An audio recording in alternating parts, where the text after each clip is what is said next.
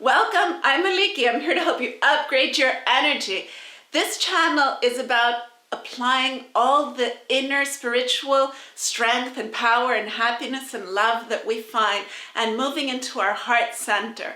But what happens when things go unbelievably wrong and we end up moving into our mind and feeling completely overwhelmed? I'm going to share with you what happened to my mother and me a few days ago as we were traveling from Athens, Greece, where we live, to Atlanta to meet up with my sister for the holidays. I managed to lose my mom in the Chicago airport. My mom forgets a little bit. She's 83 years old and she started to kind of forget. She becomes forgetful, she gets carried away and suddenly does things. So I was being very, very careful and I had her very close to me. We had a stopover in Chicago where we had to change terminal. We needed to leave from the terminal we were at and take a shuttle bus, and go to another terminal. I wasn't quite sure where we were supposed to go, so I stopped outside the terminal to ask a security officer where we're supposed to go, and I was showing our ticket. My mom was right next to me. I got the information I needed and I turn around and she's gone. She had got on one of the shuttle buses and now there were like 7 buses outside the terminal. So I had no idea which bus she'd gone on and where she was. Suddenly I moved from my heart into my mind and my mind went into overdrive. I started to panic. It was overwhelming to me because we were in Chicago, a city that neither of us are familiar with. My mother had no passport on her. I had all the documents, no ticket, no money. She had her Greek ID. She was just alone somewhere in the Chicago airport, which just seemed so vast to me. And it was overwhelming. And I completely moved into my mind and my mind went into overdrive. So I started thinking, oh my gosh, we've only come for a week and a half and I'm going to spend days looking for her and she's going to be in a panic and where is she and what's going to happen and how do I find her? And just what was truly making me panic even more was how she could be just anywhere in the airport, absolutely anywhere. So I went inside, I went and found the help desk and told them what had happened to me. They told me to stand outside, maybe she would come. I ended up standing outside the airport calling out, Mama, Mama, which is in Greek it's mom. So I'm calling out for my mother outside the airport, just hoping that maybe somewhere she'll hear me. I don't know. That didn't happen. She'd really got on the bus.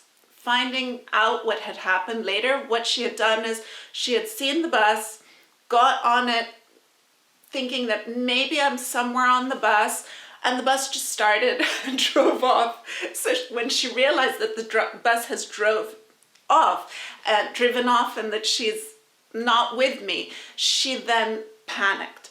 She also moved into her mind, which is what we tend to do when we go into panic and our minds start to overthink. They do go into overdrive. They do go into fight or flight, and that can sometimes save you, but it can also make you not be able to think clearly. Now, after some time of me waiting outside and going into this panic mode, communicating with my sister what had happened, finally the police come and 5 officers came, which instantly moved me into feeling more safe, more secure that, okay, help has come. There is some hope of finding her now. And another thing that came up was that, you know how in our passport photos, we all look very different to how we truly look. The colors are off. My mom looked like a redhead. with red skin.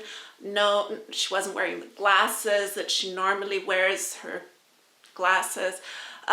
So she didn't look the way she really does, and that doesn't make it easy for someone who doesn't know her to spot her.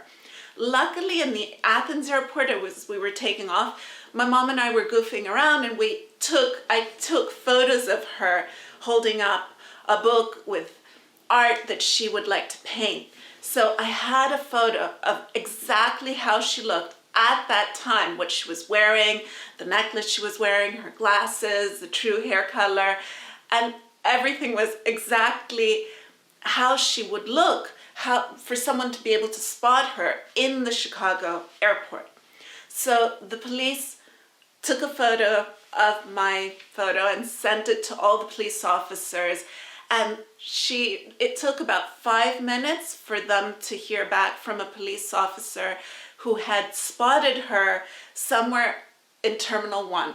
So we now were aware that she was in Terminal 1, which, even though we hadn't found her yet, it made me calm down. I slowly started to realize that, hey, this isn't as bad as you think it is. Originally it was really overwhelming. But as things progressed, and I realized that, hey, there is a way to find her, there is help, there are people here with you. You're not alone in this. When we think that we're alone in something, that's where we truly panic, and our mind very, very much isolates us. And what I should have done is instantly moved into my heart center, but that's not what I did. I moved into my mind. And what I did was that as this progressed, I moved more and more into my heart center, because I actually felt the warmth of the police. They were actually very encouraging. They reassured me that the fact that she had no money, no passport, no ticket was actually a really good thing, because she had no way of getting out of the airport. So that we were going to find her, because she was kind of stuck in the airport. That made it a good thing. So what originally seemed to me as tragic was actually a good thing. And 5 minutes after that, they had her. They had found her, they had her with them, and they drove me to her, which was with all our luggage, because we had to check our luggage out at the Chicago airport. We were changing airlines, and we were going to a different airline. So I had all our luggage with me. So they drove me to my mom, picked up my mom, drove us to the terminal where we were supposed to be. Of course, our flight was departing in just 15 minutes, so we missed that flight. But everything was fine. I mean, we were hugging the police officers. It was amazing, because just the fact that I had found her in such a short time period, it really didn't take very long. I mean, I was outside about half an hour on my own, but then when the police were called, and they did come instantly, it didn't take very long. It took about 10 minutes, 15 minutes till they actually had found her and had her. And it was just amazing. And I realized that talking about upgrading your energy isn't enough if you don't really apply it. And apply it even in these kind of mind-boggling situations where you're overwhelmed. That's where you truly need to apply it. If I had applied what I speak about, what I coach about, and I had instantly moved into my heart, maybe I would have saved myself the initial panic. Not just maybe, I'm sure I would have saved myself the initial panic. Because you go into this knowing things move much faster. As soon as the officers came and I felt their warmth and support, and hey, we're all in this, we're gonna work this out, don't worry, it's all okay. When I moved into my heart center through the warmth I felt, that's when everything instantly happened. It just happened. So I really think that when things like this happen, because it's life, things happen, if we move into our heart center that very moment, we have the peace within us to say, hey, I'm moving into my heart. And you literally feel your energy moving into your heart. When it happened to me, I literally felt my energy moving into my mind. I felt everything in my mind. All my energy had moved into my head, which was the wrong way to go. I went the wrong way. And I could feel it. Like now in hindsight, I know what I did. It's much easier to do this when you are calm.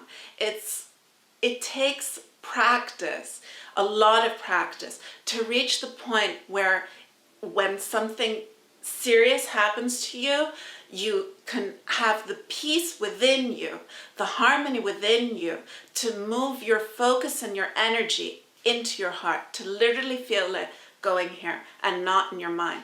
Because that's when things just move. They synchronize. They happen.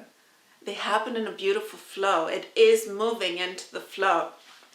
So when we were reunited, we felt a huge amount of gratitude to all the people that had helped us, to the flow that had brought us back together with such ease. Because even though it was overwhelming at first, because I moved into my mind and so did my mom, when we moved into our heart center through feeling the support of those around us, that's where everything just happened with huge ease and grace. And I'd like to express my gratitude to the Chicago police for helping us get through this with such help and such support. Thank you so much. And thank you to all of you for watching. If you haven't subscribed yet, hit the subscribe button and the notification bell so that you know the next time I upload a video. And remember to like. Happy holidays to all of you.